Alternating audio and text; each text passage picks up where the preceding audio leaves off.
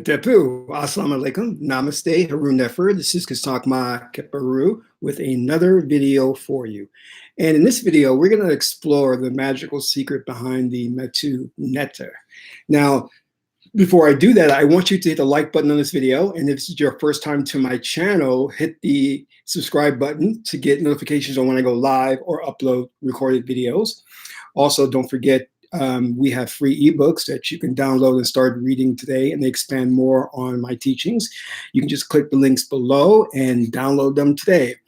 And finally, if you're not a Patreon supporter, consider supporting us on Patreon. You can do so for as little as starting below, like really low as $1 to $20 per month. You can cancel at any time, and you get access to exclusive videos, which will teach you more on the esoteric things like proper breathing techniques, how to meditate, how to put together a magical amulet, how to do a proper ritual. So click on the link below and explore the benefits of becoming a Patreon supporter.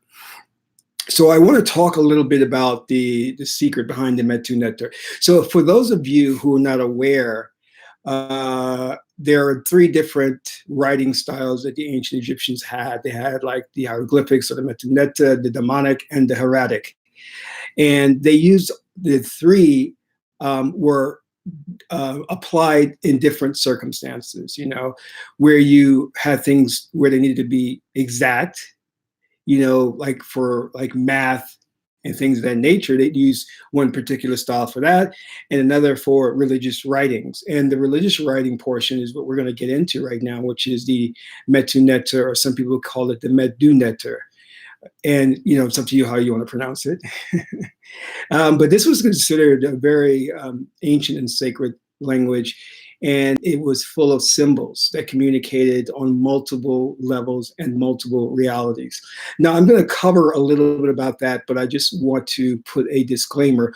What I'm really going to talk about is the occult or magical implications of that writing and how it differed from what we have learned today in Western society, and how more powerful of an impact that ancient writing had on the citizens or the people of ancient Kemet or Egypt. So it's important for us to have that understanding, because when we as magicians ourselves are doing magic in our own lives, we have to understand that there are certain ancient principles that work, and we can leverage those things and apply that to our own rituals. And some of them are the iconography or the symbols. And we'll get into that, and I'll talk a little bit about that. But that is of paramount importance, because without injecting that into your magical practices, you're missing out on something that's very powerful that can help basically enhance your life and enhance your magic. And of course, we have the old guard, the oligarchy, who have basically sanitized or purged our education system today of this ancient wisdom and knowledge. And they are hoarding this information among themselves to make themselves more powerful, more astute, and more educated, while the masses of the society are living in a dumbed down, stupid state. But we can go back to those cultures of antiquity and resurrect that ancient knowledge and apply it, which should be our goal. Really, that's what we should be striving. Unfortunately, we go according to the status quo. We don't question anything. We send our kids to the education system, hopefully, or hoping that they will do the right things and educate our kids. But what they really do is they miseducate our kids, and they miseducate us. And it is not a system that is done compartmentalized. And let me explain more about what I mean by that. If you were to take your kids out of the education system and homeschool them, or put them in let's say, for example, Joe Schmo starts a committee in school, and you put that your kids into a committee in school, that may be a step in the right direction. But you have to know that the ingeniousness of what the oligarchy has created is a 360 approach, meaning that they have saturated every aspect of our lives with this knowledge or lack thereof. So no matter where you turn or what you do, you are exposed to mass media propaganda and programming. So it's very difficult for you to overcome that. And one of the things I've always said in my videos is that the real problem with the world today is being polarized in left brain thinking.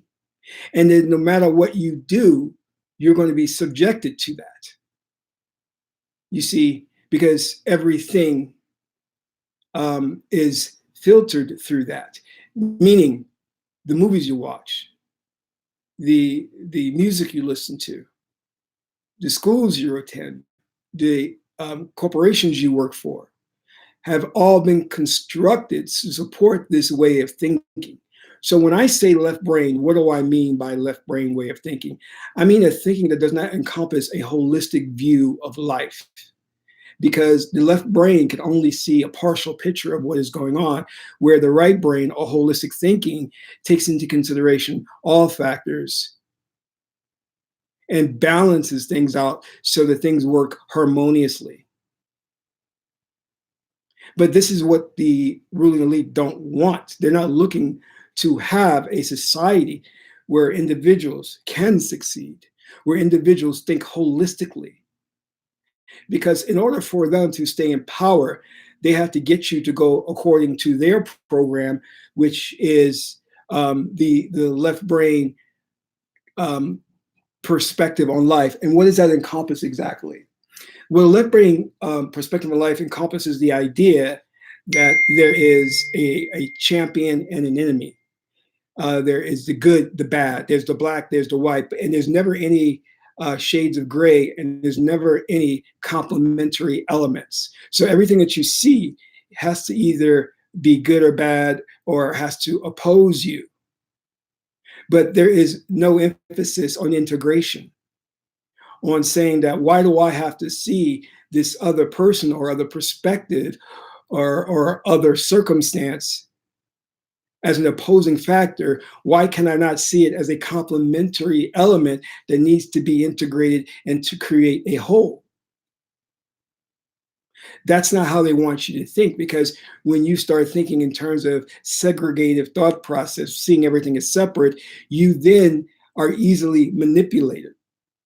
And one of the things that our ancient ancestors were very astute at was understanding how there was different modes and modalities of thinking. And I'm just going to go through and just talk real briefly about some of that, because that's not going to be the basis of what we're going to cover today. But you have to understand that thinking encompasses many different aspects to it.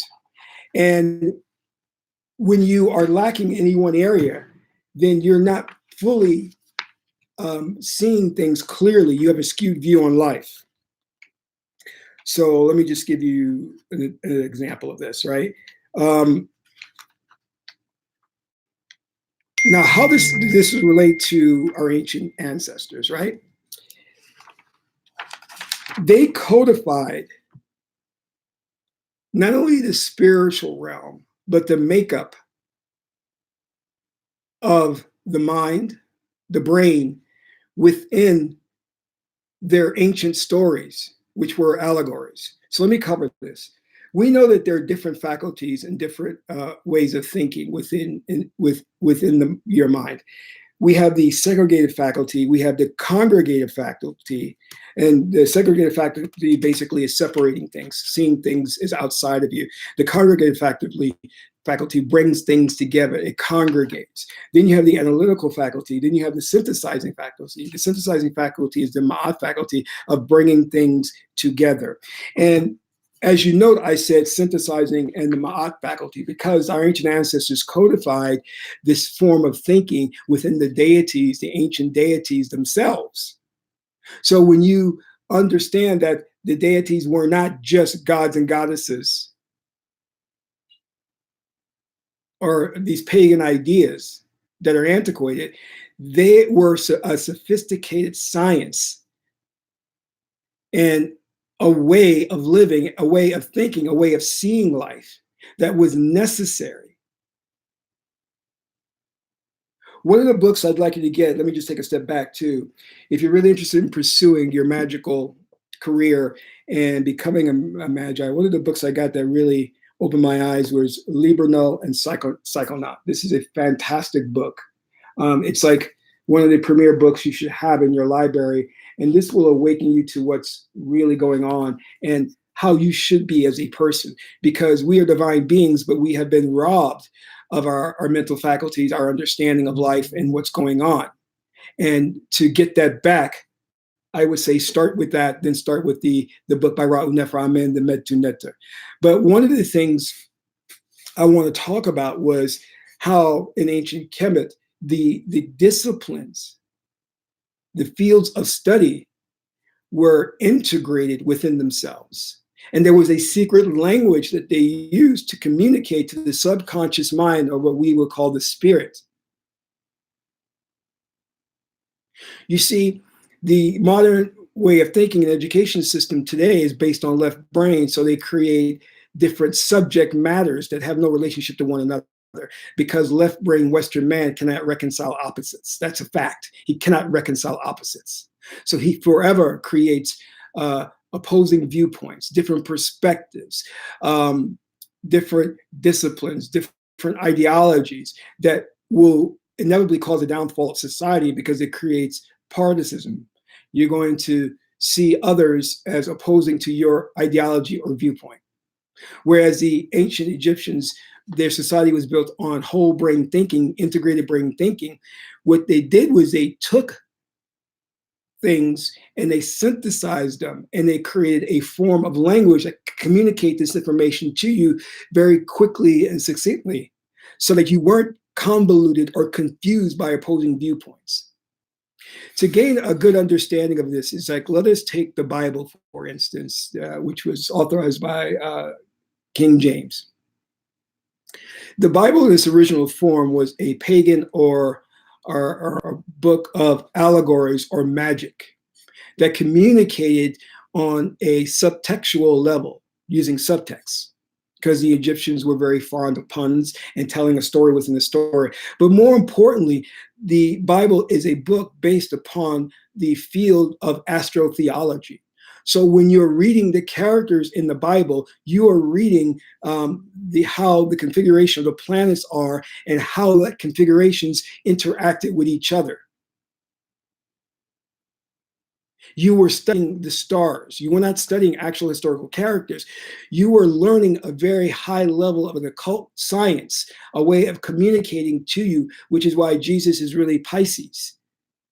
And you'll see the stories, the allegories of him walking on water, water symbolized by Pisces, the fish.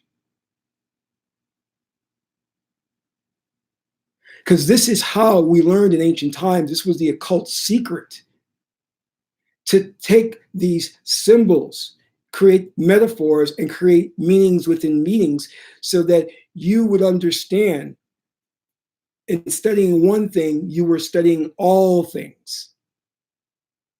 There was a schematic there.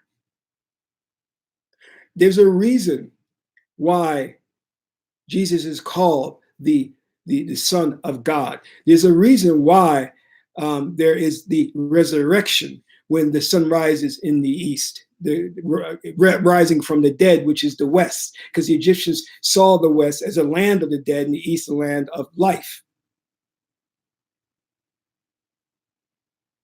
But this is a lost language that we have not tapped into. So let us begin. I first want you to understand that when you walk into Egypt, if you were to go to modern day Egypt today, and you would see the statues and the hieroglyphics, you would think that you are looking at just statues of gods and goddesses, or Ramses or Hatshepsut, but you're not seeing a cult schematic of information that they're trying to communicate to you on a very, very subtle level, a wealth of information. And I want to read this to you before I actually play the audio so you can get an understanding of what's going on here. The research team discovered a type of visual cipher hidden in the hieroglyphic reliefs and architectural motifs of ancient Egypt. The message encrypted in this visual language is scientific. The discovery holds severe implications for art history as well as the scientific history. These discoveries show an unprecedented marriage of art and science that allows central scientific principles to be communicated visually in a translingual mode of transmission. The artwork transmits beautifully encrypted schematics of brain architecture and other biological systems, most having to do with either the mystery of consciousness. The more examples the team compiled, the more it seemed that the entire culture was a giant expression of an ancient story told through art and symbol. The story serves as an allegory, or to use a more modern term, a dynamic model of the mysteries of consciousness itself. First, it schematizes the key biological systems that are involved in generating consciousness. Then, through the use of mythos, it ascribes to them an array of deciphers, specific behaviors, and other operational functional information. A brilliant transmission of both the form and function of the key biological components that produce consciousness. So what is he talking about here is a trinity. And this is the trinity of Osir, Horus, and Set. And though we look at that placement as arbitrary, and let me see if I can duplicate that placement, we see it as arbitrary. But the ancient Egyptians, our Kemetic people, were trying to communicate something to us in the mere placement of these things. And let me just see if I can do it here. Okay, so this is kind of what we have here.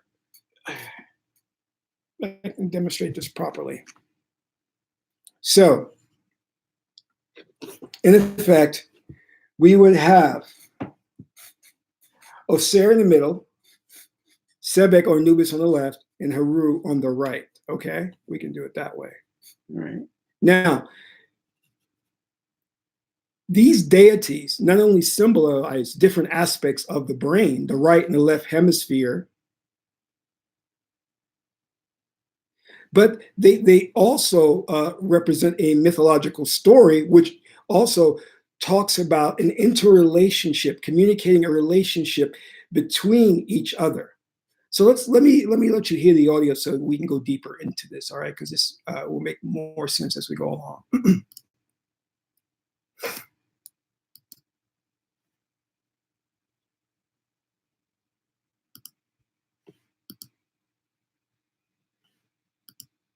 No, give me 1 second. Technical difficulties here.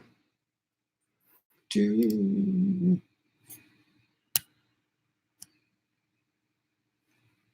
ultimate, perhaps.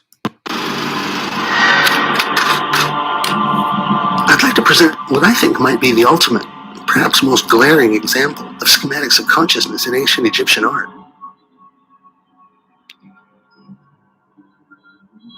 The official name of this statue is Horus and Set blessing the pharaoh. The statue is located in the Cairo Museum. It depicts Ramses III occupying the place in the middle between Horus and Set. The statue is made of granite and was originally found in Medinet Habu.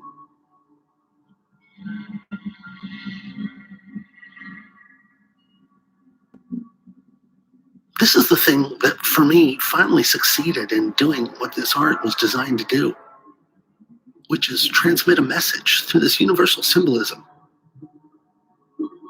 Ultimately, it was this statue that finally caused the realization that what I was looking at here and in the culture-wide aesthetic of ancient Egypt was in fact a technical schematic of consciousness itself.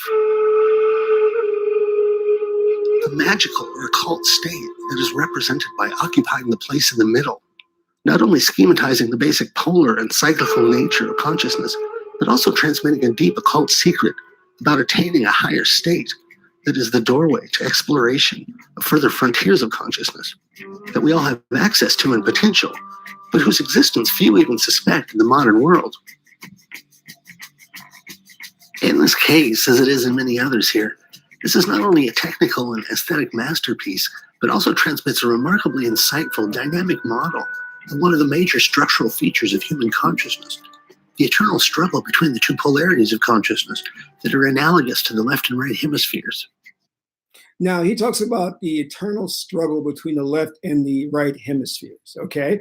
So that's important for you to understand because, as I said previously, what we're dealing with is being polarized left brain thinking, which is segregated thinking, SEBEC. So the schematic you're seeing here is the left and right brain, and in the middle you have Osiris, who is the uniter. He's known as the uniter.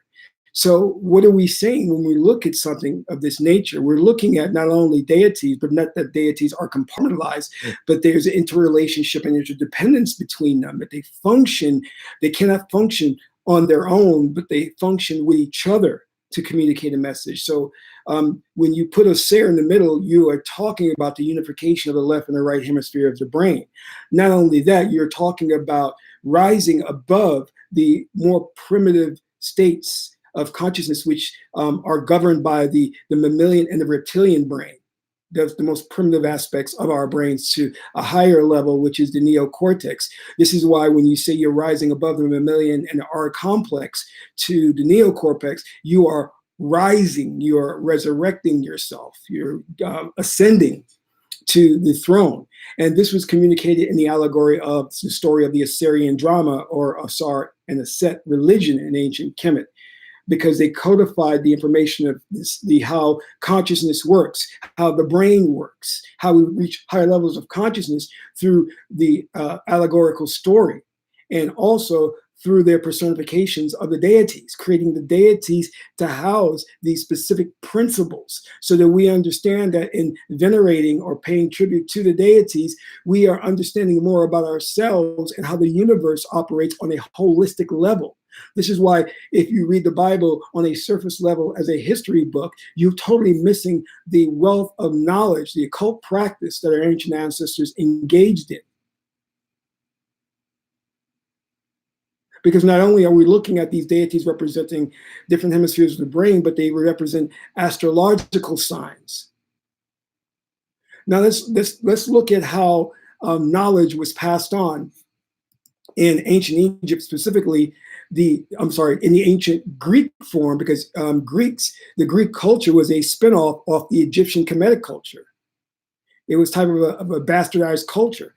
So let's dive into a little bit about how that culture taught and learned, which is far different from the way we're learning today.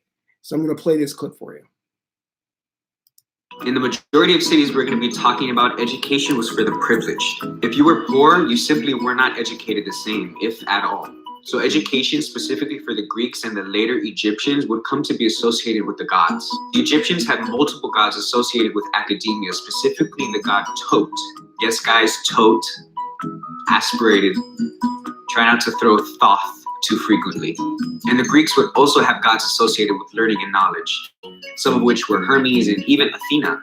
And academia was combined with studies that we don't learn anymore in our modern day universities. You would learn astronomy alongside astrology, because to the ancients, they were one and the same. And in the Athenian academies, you would learn that the absolute properties of numbers were divine. The later Neoplatonists would actually come to recognize the traditional gods of Homer as mathematical relationships. So academia, as it was practiced by pagan intellectuals, would come to be associated with pagan religious ideas. Naturally, Christians would not look too kindly on education in these cultures because they did have old.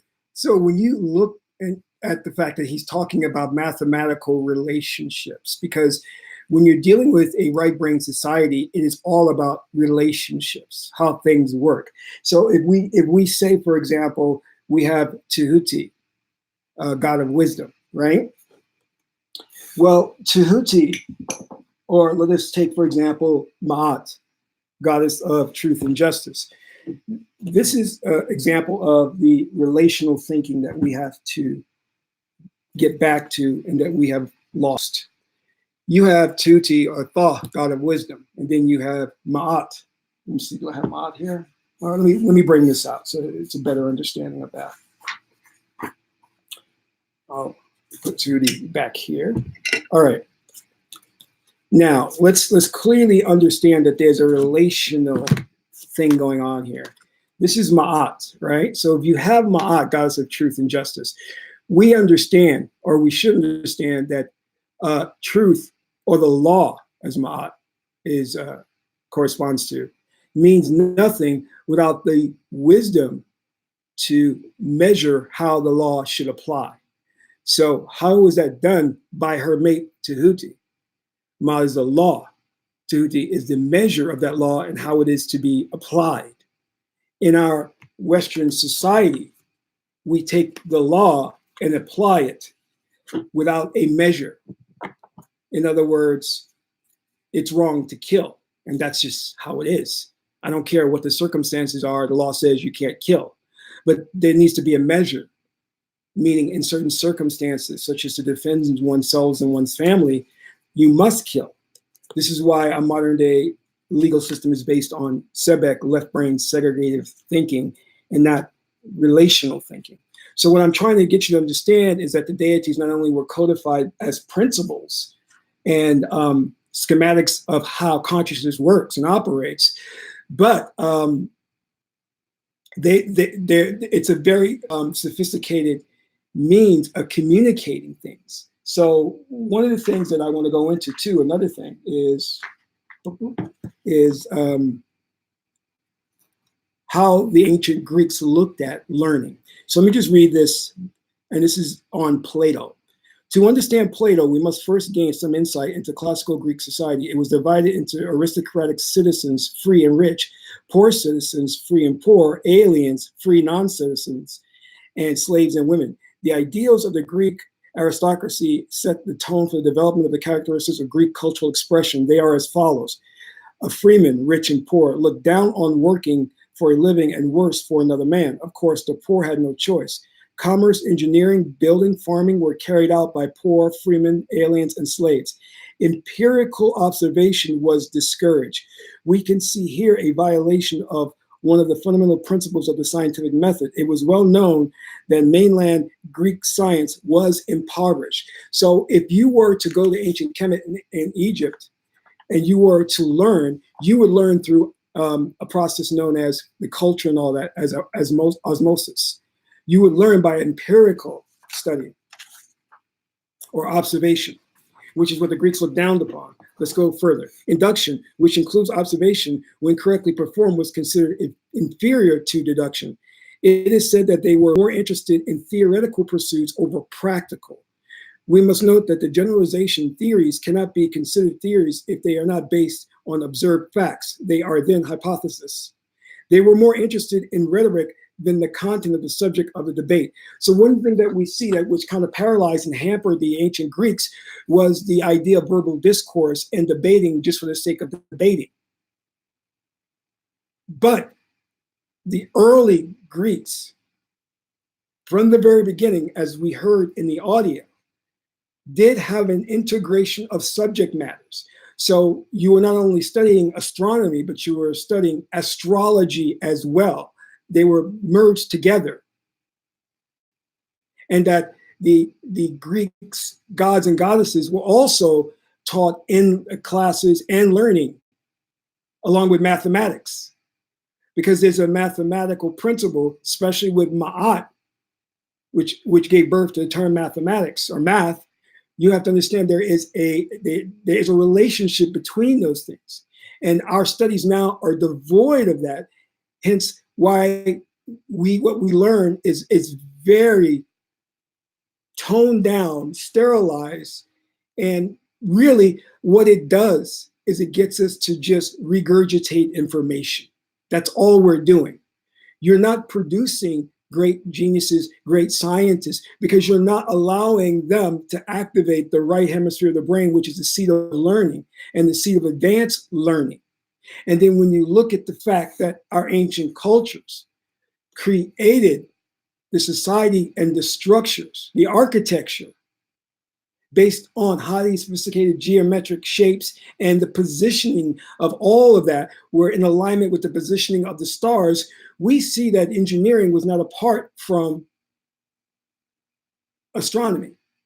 Engineering was not apart from astrology, that it all was encompassed, and that when you are reading the story of Asar and Aset, you're not just reading a story, you are reading how scientific principles work in the universe. Because why? The ancient Egyptians did not engage in rhetoric or debate.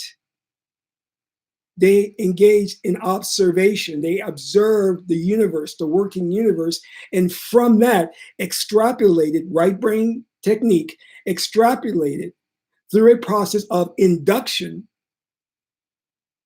how things function, then codify that on a subtextual or subliminal level into the stelas, the reliefs, the statues, the Metu nectar, so that when you, a student or the observer, would see these things, it would communicate a wealth of information layered upon layered upon layer.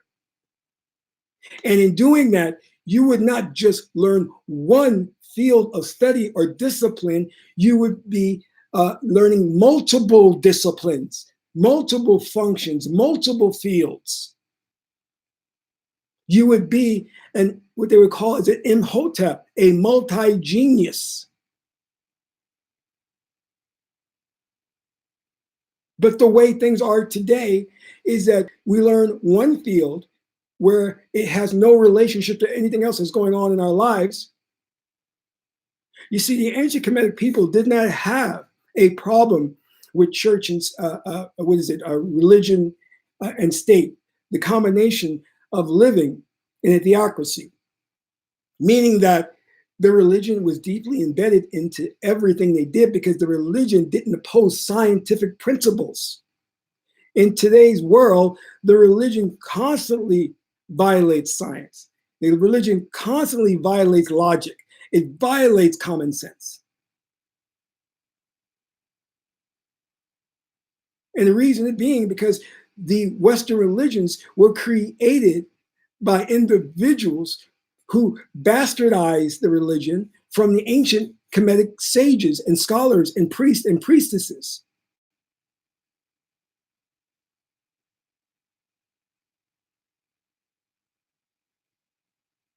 And this was done in part by the Roman Emperor Constantine in 325 AD, when he moved us from the moon cult to the sun cult, the sun meaning the worship of the male principle.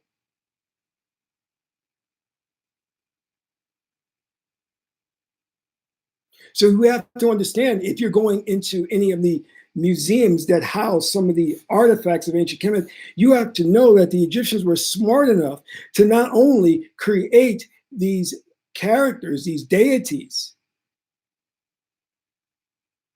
as personifications of universal principles or the universe, but even in the positioning and how they sat and how they faced each other had significance. It wasn't arbitrary. We're talking about a high science. And this is kind of like a lost science because many of us do not know or can't duplicate their level of thinking.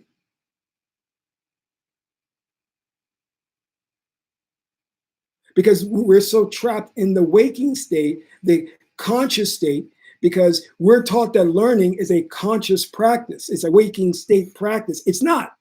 It is a subconscious state. That's how you learn.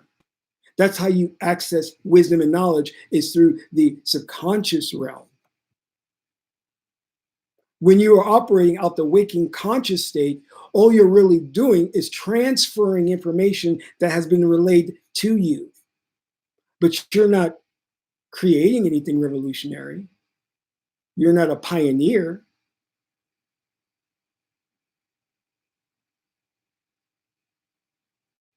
So I want you to think about these things, and I want you to think about where we are as a people today.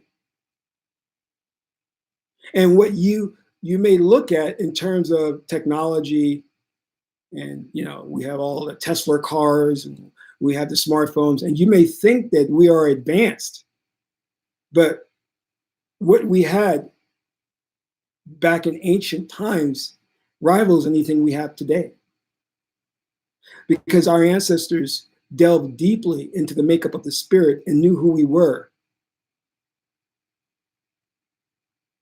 And they knew how to produce divine individuals who could reconcile opposites, who did not create problems in the world.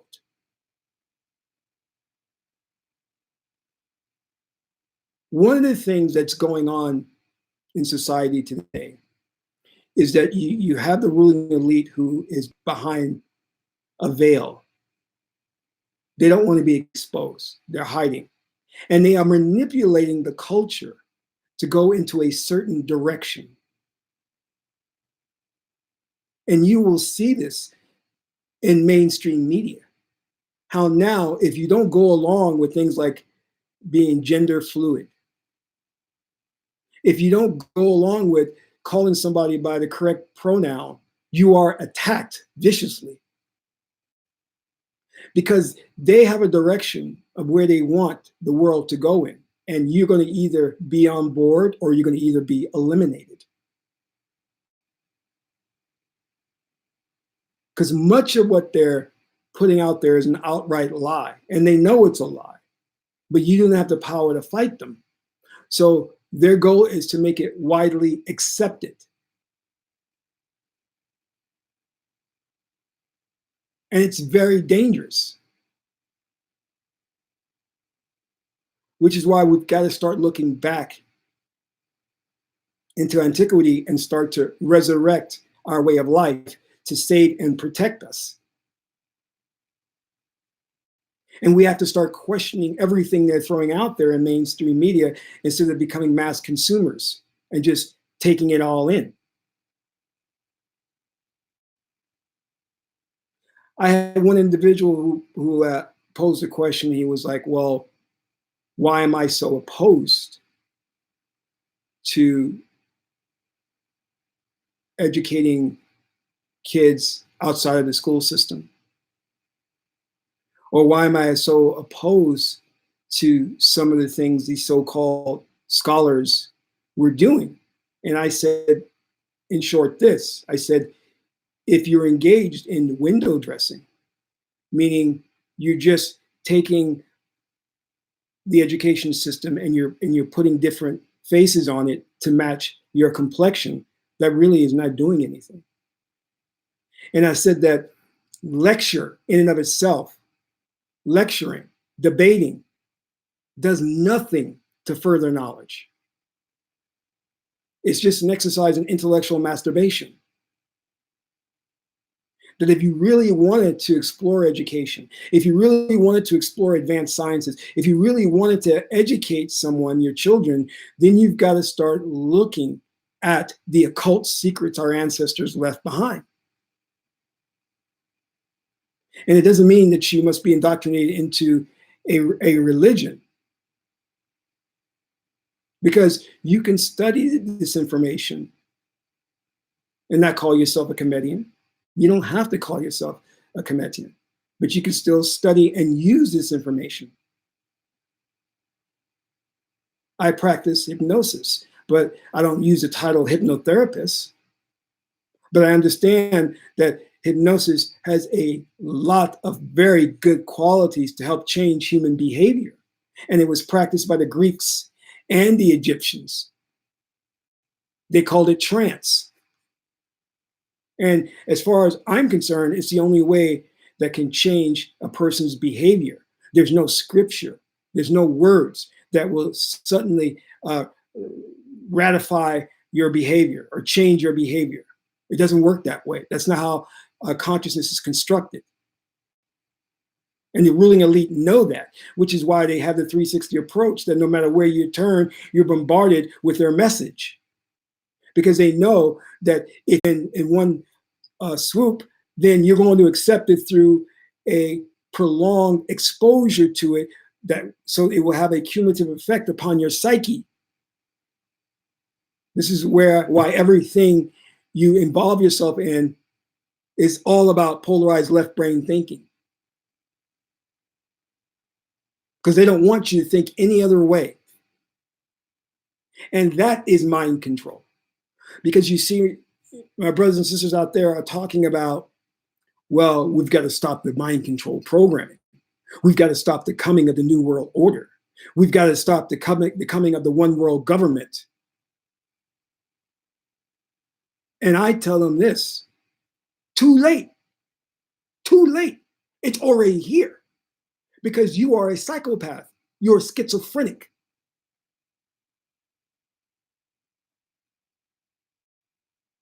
And I mean that literally. Because when you are operating using one hemisphere of the brain, you are schizophrenic.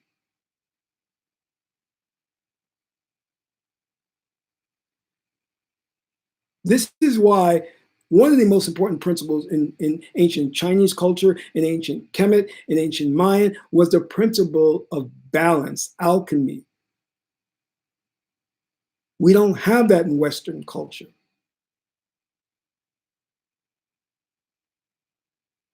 How can you call yourself a sane individual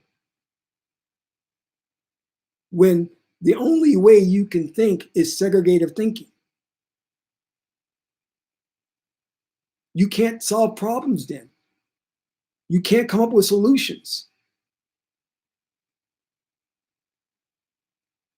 Segregative thinking says, I'm right, you're wrong.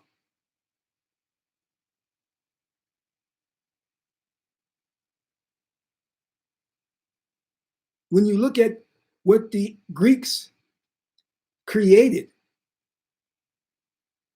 the thinking pattern behind their civilization, which caused them to fall, such as things like the Hegelian dialectic, where you have,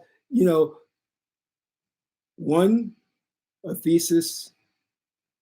Let me see. You have two sides, all right? And in the middle is the solution. The two sides coming together to form a synthesis to come up with a middle. Well, you have your thesis, you have your antithesis, and in the middle you have the synthesis, right? Let's look at it that way. But the very fact that you started out with the thesis and antithesis says that you started out with one was right and one was wrong. There is the fallacy in the argument. There's the fallacy within the Hegelian dialectic. There's the fallacy within your thinking. You've already started out on the wrong foot. You took a step in the wrong direction. Because the higher level of thinking is to take two ideas and weigh them equally and understand that they're not contradictory, but they're complementary to one another to form a whole.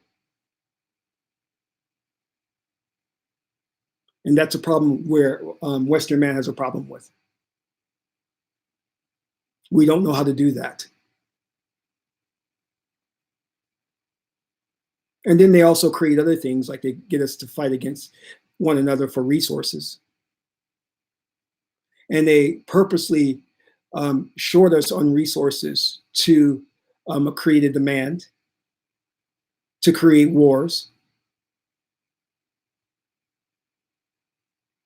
And then they create religions that are nothing but slave religions to get you to follow and not use your mind or your higher consciousness.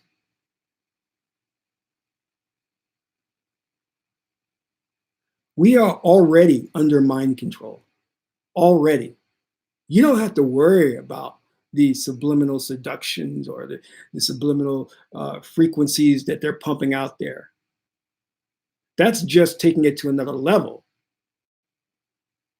But they won when they got us to think totally out of the left hemisphere of the brain. They won. We're playing their game.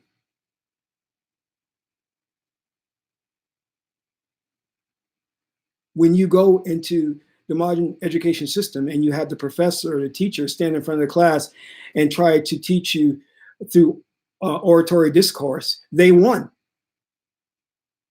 They won. That's not how you should be learning. That's not how they should be teaching. They know that. The ones that are in the higher levels of education know that.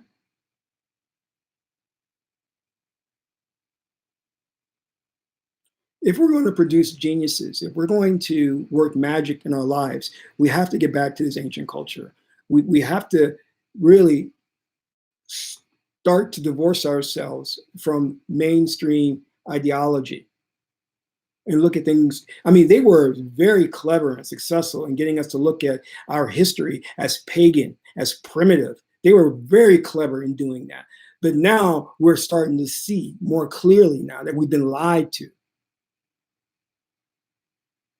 And thus the battle begins.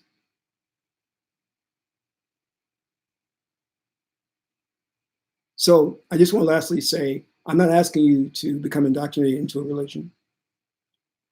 I'm just asking you to ask questions, to look deeper into our history, to our ancestors, and start to resurrect that culture and that knowledge, because their civilization survived for over 10,000 years. We barely break in 500 years in Western society.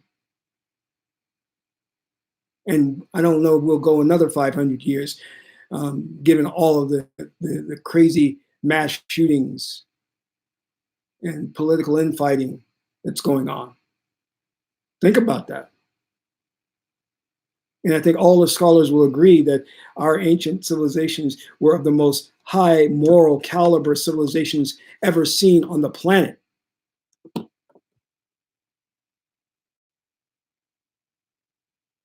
So they were doing something right. So anyway, my beloved, I want to thank all the Magi's for tuning into the chat room. And until my next broadcast, this is Kasak Ma Keparu, son of Maat and Tahuti. My aunt is the beautiful goddess Hedaru. Till my next broadcast, Amin Ra.